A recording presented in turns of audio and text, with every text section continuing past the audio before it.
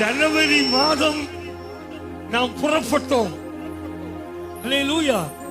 இந்த 11 மாதம் நம்ம என்ன பண்ணாங்க? கடந்து வர கிருபை செய்தார்.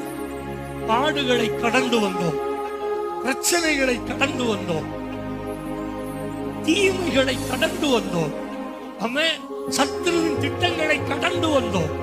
நம்முடைய தேவன் புறப்பட பண்ணுகிறவர் மட்டுமல்ல, பிரச்சனைகளை கடந்து போக உலகத்தான் சொல்றான் இதுவும் அப்படிங்கிறான்.